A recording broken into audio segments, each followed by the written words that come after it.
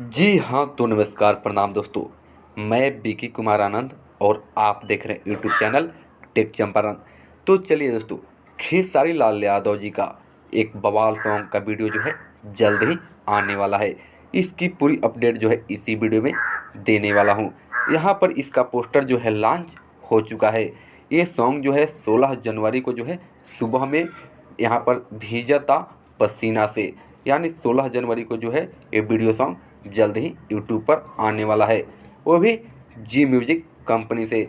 मैं इस गीत को जो है बहुत ही बेसब्री से वेट कर रहा हूँ, क्योंकि कमाल का वीडियो सॉन्ग है जिसमें रानी एक्टर्स और खेसारी लाल यादव जी जो है नज़र एक साथ आ रहे हैं। आप सभी को बता दूं कि ये बवाल वीडियो शूटिंग बहुत ही अच्छे लोकेशन पर किया गया है। तो चलिए दोस्तों, फिर अगली वीडियो मिलते हैं। तब तक के लिए चैनल को सब्सक्राइब जरूर कर लीजिए और इसे कमेंट में बताइए कि ये वीडियो सॉन्ग का जो है रिव्यू आप सभी को कैसा लगा। और दोस्तों, चैनल को सब्सक्राइब करके बेल आइकन को प्रेस कर दीजिएगा और लाइक करके ज़रूर कमेंट बॉक्स में अपनी राय लिखिएगा।